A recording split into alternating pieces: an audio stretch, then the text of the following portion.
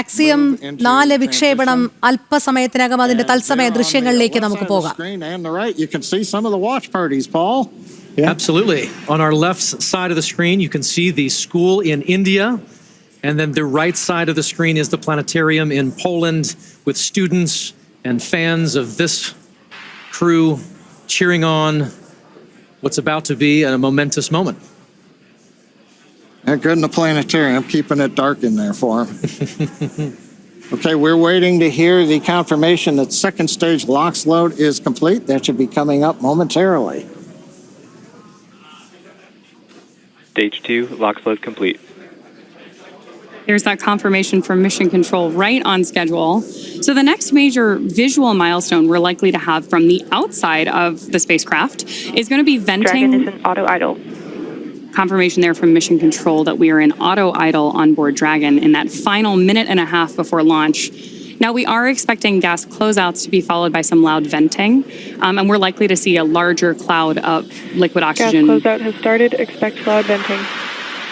There's instructions to the crew, also right on schedule. And a great nighttime shot of Dragon sitting there at historic Launch Complex 39A with the AX-4 crew safely tucked inside with just over a minute to go until liftoff. Seated left to right inside Dragon from this camera's perspective, you have Tibor Kapu there on the left-hand side. Then beside him is our pilot, Shubhanshu Shukla. Then to the other side is armed. Falcon 9 is in startup and is now controlling. Is Commander Peggy Whitson, and Dragon then on the far side is Sławosz Uznanski Wisniewski of ESA. Dragon, SpaceX, go for launch. AX-4 is go for launch. That is great news for Mission Control and from our crew on board Dragon. With that, we are just at T-minus 30 seconds to lift off of AX-4. Let's go AX-4. 15 seconds. T-minus 10, 9, 8, 7, 6, 5, 4, 3, 2, 1. Ignition and liftoff.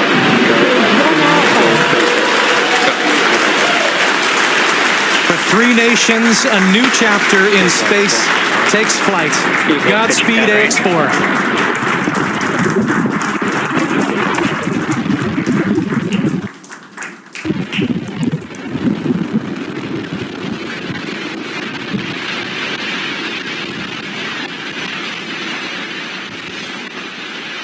T+30 seconds into flight with the Axiom 4 crew on board Dragon, headed to the International Space Station. Waiting to hear call-outs from the Falcon 9 engineering team. Power and telemetry nominal. Stage 1 throttle. We're throttling down the 9 Merlin engines. We're into the throttle bucket, preparing for max Q. Max Q.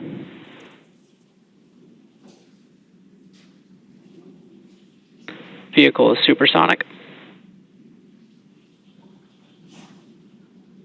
We should begin throttling the Merlin engines back up now. Stage 1 throttle up.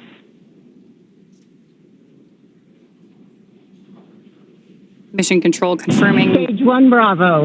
that throttle up, and we Copy, are 1 Bravo. hearing our commander Peggy Whitson call out the first abort mode. Each of these are a specific phase where if for any reason we had an in-flight abort, underway. Dragon would abort to a safe location. So we're going to call out each of those milestones as we pass through them.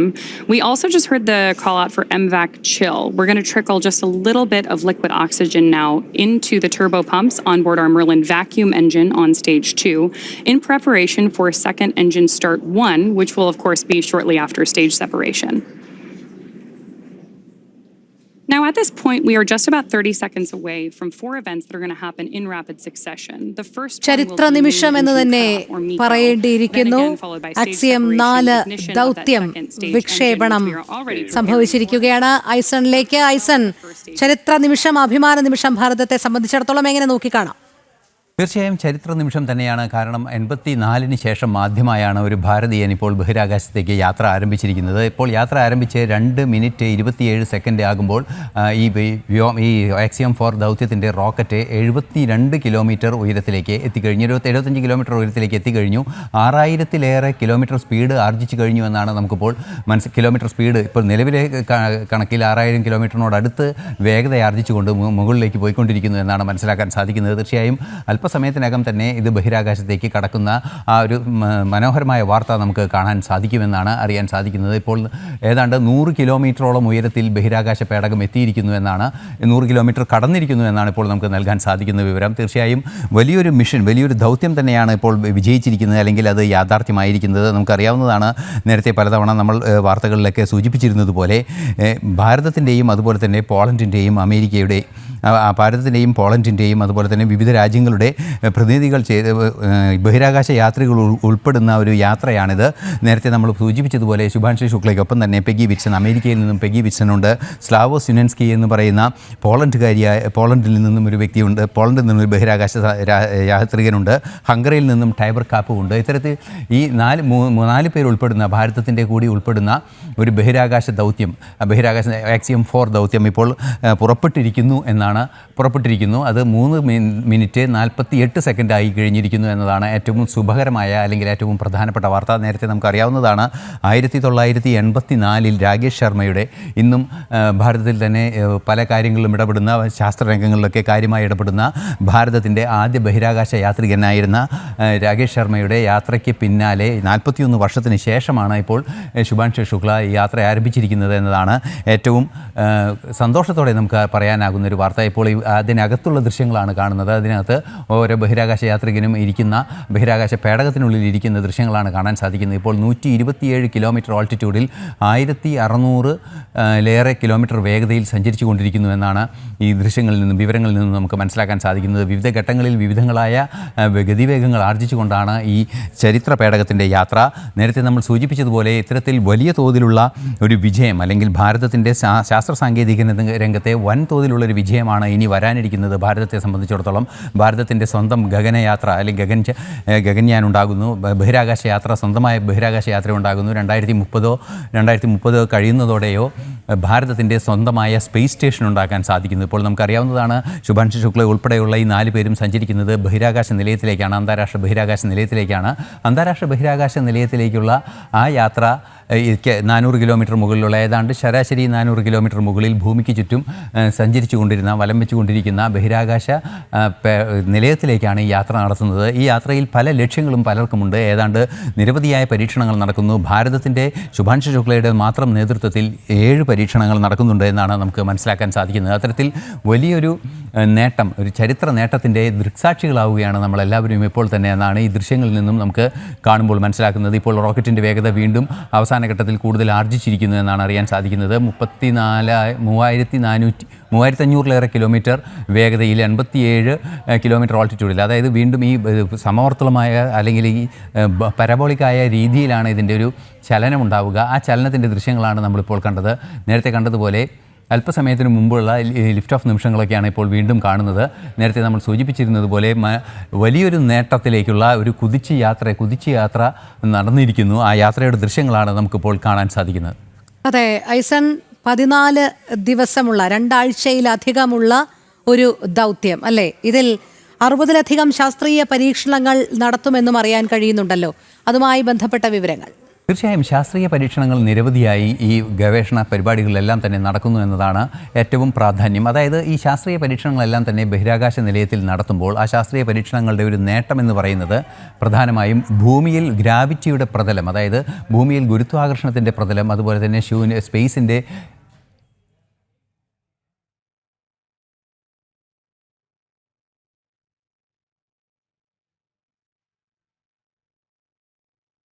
ഗുരുത്വാകർഷണത്തിൻ്റെ ആ ഒരു സാന്നിധ്യമുള്ള മേഖലയാണ് പരീക്ഷണങ്ങളെല്ലാം നടത്തുമ്പോൾ. ഇത്തരത്തിലുള്ള പരീക്ഷണങ്ങൾ നടത്തേണ്ടത്, ചില പരീക്ഷണങ്ങൾ പ്രത്യേകിച്ചും നടത്തേണ്ടത് ഗുരുത്വാകർഷണ കേന്ദ്രങ്ങളിലല്ലാത്ത ഇടങ്ങളിലുണ്ട്.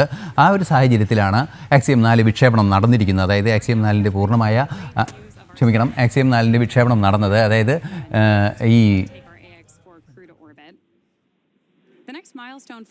ഈ ഗവേഷണങ്ങളെല്ലാം തന്നെ നടക്കേണ്ടത് ഇത്തരത്തിലുള്ള ഒരു ബഹിരാകാശ കേന്ദ്രങ്ങളിൽ നടക്കേണ്ട ഗവേഷണങ്ങളെല്ലാം തന്നെ ആ ഒരു അന്തരീക്ഷത്തിൽ നടത്തേണ്ടതുണ്ട്. അതിനുവേണ്ടി ഭൂമിയിൽ നടത്താൻ ഒരിക്കലും സാധ്യമല്ലാത്ത പരീക്ഷണങ്ങളും നിരീക്ഷണങ്ങളും ഗവേഷണങ്ങളും എല്ലാം തന്നെയാണ് നടക്കുന്നത്. ഇപ്പോഴും യാത്ര തുടർന്നുകൊണ്ടിരിക്കുന്നു. ഏതാണ്ട് ബഹിരാകാശ നിലയത്തിലേക്ക് അടുത്ത് ആ പ്രദേശത്ത് ചെന്നതിന് ശേഷം ഇതിൻ്റെ ക്യാപ്സ്യൂൾ വേർപ്പെടുകയും ആ വേർപെട്ട ക്യാപ്സ്യൂൾ വീണ്ടും സഞ്ചരിച്ചുകൊണ്ട് ഡോക്ക് ചെയ്യുകയും ചെയ്യുന്ന ഒരു പ്രവർത്തനമാണ് നടക്കുക. അതിൻ്റെ ഭാഗമായി വേഗത കുറയുന്ന ഒരു ദൃശ്യങ്ങൾ വിവരങ്ങൾ നമുക്ക് കാണാൻ സാധിക്കുന്നുണ്ട്. ബഹിരാകാശ നിലയത്തോട് അടുത്ത് വരുന്ന ഒരു സാഹചര്യമുണ്ട്. ബഹിരാകാശ നിലയത്തിന് അടുത്ത ആ ഓർബിറ്റിലേക്ക് വരുന്ന ഒരു സാഹചര്യമുണ്ട്. നിലവിൽ ഇപ്പോൾ വേഗത കുറഞ്ഞിരിക്കുന്നു. വളരെ ചെറിയ വേഗതയിലേക്ക്, അതായത് ഏതാണ്ട് 200-ൽ താഴെ വേഗതയിലേക്ക് ഇപ്പോൾ എത്തിയിരിക്കുന്നു എന്നാണ് അറിയാൻ സാധിക്കുന്നത്. ഇനി അവിടെ നിന്നാണ് ഇതിൻ്റെ സ്പേസ് ക്യാപ്സ്യൂൾ വിഘടിക്കുകയും അത് അവിടെ ചെല്ലുകയും ചെയ്യുക. അതിനുള്ള നീക്കങ്ങളുടെ ഭാഗമായുള്ള ആ ഒരു ഡ്രാഗൺ സെപ്പറേഷൻ്റെ ഭാഗമായുള്ള സെക്കൻഡ് സ്റ്റേജിന് മുന്നോടിയായുള്ള ഒരു നീക്കമാണ് ഇപ്പോൾ നടന്നുകൊണ്ടിരിക്കുന്നത്. ഡ്രാഗൺ സെപ്പറേഷനിലേക്ക് എത്തുന്നതിനും ഇപ്പോൾ സെക്കൻഡ് സ്റ്റേജിൻ്റെ വേർപ്പെടുന്ന ഒരു രംഗമാണ് ഉണ്ടായിരിക്കുന്നത് എന്നാണ് മനസ്സിലാക്കാൻ സാധിക്കുന്നത്. അല്പസമയത്തിനകം തന്നെ തേർഡ് സ്റ്റേജിലേക്ക് പോവുകയും അത് ഡ്രാഗൺ സെപ്പറേറ്റർ ആവുക, അതായത് ഡ്രാഗൺ മാത്രം, ഈ ബഹിരാകാശ വാഹനം മാത്രം സെപ്പറേറ്റ് ചെയ്യുകയും അതിനുശേഷമുള്ള യാത്ര ആരംഭിക്കുകയും ചെയ്യുമെന്നാണ് നമുക്ക് മനസ്സിലാക്കാൻ സാധിക്കുന്നത്. നിലവിൽ നമുക്ക് ലഭ്യമാകുന്ന സൂചനകൾ അനുസരിച്ച് വീണ്ടും വേഗതയാർജിച്ചിരിക്കുന്നു. 198 കിലോമീറ്റർ ഓൾട്ടിറ്റ്യൂഡിലാണ് ഇപ്പോൾ ഈ ബഹിരാകാശ വാഹനം സഞ്ചരിച്ചു കൊണ്ടിരിക്കുന്നത്. രോഹിണി. അതെ ഐസൺ, അതോടൊപ്പം NASA, ISRO, European space agency ഇങ്ങനെ ഇവരുടെ സഹകരണത്തോടെ ഒരുമിച്ചാണല്ലോ ഈ ദൗത്യത്തിലേക്ക് കടന്നിരിക്കുന്നത്. അവിടെ ഭാരതത്തിന് അഭിമാനിക്കാൻ ശുഭാൻശു ശുക്ലയാണ് ഇതിനെ നയിക്കുന്നത് എന്നുള്ളതാണ്. അതുകൊണ്ട് തന്നെ ഭാരതത്തിന്റെ അഭിമാന നേട്ടം എന്നുകൂടി വിശേഷിപ്പിക്കേണ്ടിയിരിക്കുന്നില്ലേ രാകേഷ് ശർമ്മയ്ക്ക് ശേഷം? തീർച്ചയായും ഭാരതത്തിൻ്റെ ഏറ്റവും വലിയ ഒരു നേട്ടം തന്നെയാണ് ഇപ്പോൾ നമുക്ക് കാണാൻ സാധിക്കുന്നത്. നേരത്തെ നമ്മൾ സൂചിപ്പിച്ചതുപോലെ ഇപ്പോൾ ഭാരതത്തെ സംബന്ധിച്ചിടത്തോളം ഭാരതത്തിൻ്റെ ഒരു ഗഗനചാരി ഒരു ദൗത്യത്തിന്, അതും ഒരു സ്വകാര്യ ദൗത്യം, സ്വകാര്യ നാസയുമായി ചേർന്ന് നടക്കുന്ന ഒരു സ്വകാര്യ ദൗത്യത്തിന് നേരിട്ട് നേതൃത്വം നൽകുന്നു, അല്ലെങ്കിൽ അത് പൈലറ്റ് ചെയ്യുന്നു എന്നാണ് ഏറ്റവും പ്രാധാന്യത്തോടെ നമ്മൾ നോക്കിക്കാണേണ്ട ഒരു വിഷയം. തീർച്ചയായും ഇത്തരത്തിലൊരു സംഭവം നടക്കുമ്പോൾ, അതായത് ഈ ലോഞ്ച് നടക്കുന്നൊരു സമയത്ത് നമുക്കറിയാവുന്നതാണ് ഭാരതത്തിൻ്റെ അടുത്ത വരാനിരിക്കുന്ന കാലത്ത്, അതായത് അധികം വൈകാതെ തന്നെ ഭാരതത്തിൻ്റെ ഒരു ബഹിരാകാശ പേടകം, ഭാരതത്തിൻ്റെ സ്വന്തം ബഹിരാകാശ പേടകം, ആളുകളെ ഉയർത്തിയുള്ള ബഹിരാകാശ പേടകം സഞ്ചരിക്കുന്ന ഒരു സാഹചര്യമുണ്ടാകും. അല്ലെങ്കിൽ ആകാശത്ത് ഇപ്പോൾ സ്പേസിലേക്ക് കടന്നു തീർച്ചയായും ചില സംവിധാനങ്ങളെല്ലാം തന്നെ ആ ദൃശ്യങ്ങളിൽ കാണാൻ സാധിക്കുന്നുണ്ട്. ആ ഗ്രാവിറ്റേഷൻ്റെ പരിധിയിൽ നിന്നും അവർ വിട്ടുപോയിരിക്കുന്നു എന്ന ദൃശ്യങ്ങൾ നമുക്ക് കൃത്യമായി കാണാൻ സാധിക്കുന്നുണ്ട്. അതിൻ്റെ ദൃശ്യങ്ങളാണ് അല്പസമയം മുമ്പ് കണ്ടത്. അങ്ങനെ ഓരോരോ ഘട്ടങ്ങളിലായി ബഹിരാകാശ യാത്ര പുരോഗമിക്കുന്ന ദൃശ്യങ്ങളാണ് ഇപ്പോൾ നമുക്ക് കാണാൻ സാധിക്കുന്നത്. ഡ്രാഗൺ സെപ്പറേഷൻ അടുത്തേക്ക് എത്തിയിരിക്കുന്നു.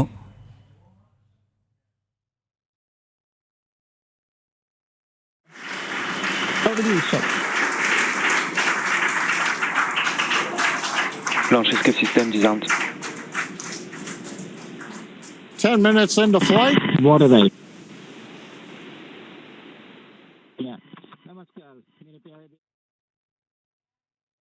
Yes. അതെ ഐസൺ, നമ്മൾ തത്സമയ ദൃശ്യങ്ങൾ കാണുന്നു, ആഹ്ലാദ പ്രകടനങ്ങൾ കാണുന്നു.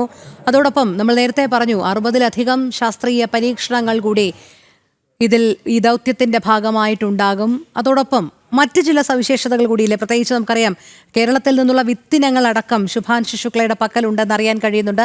അത്തരം കൗതുകകരമായ കാര്യങ്ങളിലേക്ക് കൂടി ഐസൺ കടന്നാൽ എന്തെല്ലാം കാര്യങ്ങളിലേക്ക് കൂടിയാണ് ഇവർ ഈ ബഹിരാകാശ യാത്രികർ മുതിരുന്നത് ഇവരുടെ ഈ 2 ആഴ്ചത്തെ ദൗത്യത്തിൽ?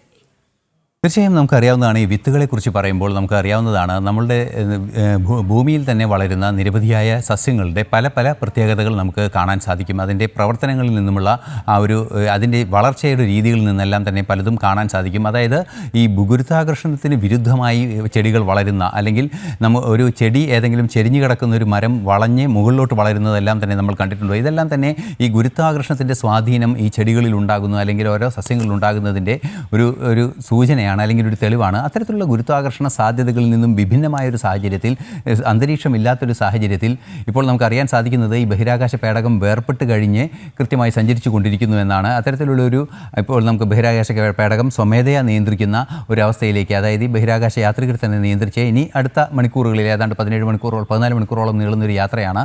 ഈ യാത്രയിൽ അടുത്തത് ഈ ബഹിരാകാശ നിലയത്തിൽ ഡോക്ക് ചെയ്യലാണ്. ബഹിരാകാശ നിലയത്തിൽ ഡോക്ക് ചെയ്യുന്നതിനുള്ള ആ യാത്രയ്ക്കുള്ള ആ മൂവ്മെൻറ്റിനുള്ള ആ മൂവ്മെൻറ്റ് നടന്നുകൊണ്ടിരിക്കുകയാണ്. ബഹിരാകാശ പേടകത്തിൽ ഡോക്ക് ചെയ്തതിന് ശേഷം പിന്നീട് തീർച്ചയായും ബഹിരാകാശ കേന്ദ്രത്തിലേക്ക് പ്രവേശിക്കുക, അതുപോലെ തന്നെ തിരിച്ചു വരിക. നേരത്തെ സുനിത വില്യംസിൻ്റെ ബഹിരാകാശ യാത്രയിലൊക്കെ നമ്മളത് കണ്ടതുമാണ്. അത്തരത്തിലുള്ള ആ പ്രവർത്തനങ്ങളായിരിക്കും ഇനി നടക്കുക. ഇപ്പോൾ ബഹിരാകാശ യാത്രികർ സ്വയം സഞ്ചരിച്ചുകൊണ്ടിരിക്കും. ഇപ്പോൾ ദൃശ്യങ്ങളിലെല്ലാം കാണുന്നത് അതിൻ്റെ ആ ഒരു ടാഗുകളെല്ലാം തന്നെ അന്തരീക്ഷത്തിലേക്ക് ഉയർന്നു പോകുന്ന ദൃശ്യങ്ങൾ നമുക്ക് കാണാൻ സാധിക്കുന്നുണ്ട്. ബഹിരാകാശത്തിൽ ഗ്രാവിറ്റി ഇല്ലാത്തൊരു പ്രദേശത്ത് സഞ്ചരിക്കുന്നതിൻ്റെ ദൃശ്യങ്ങൾ നമുക്കിപ്പോൾ അത് വാഹനത്തിൽ നിന്നും കാണാൻ സാധിക്കുന്നുണ്ട്. രോഹിണി.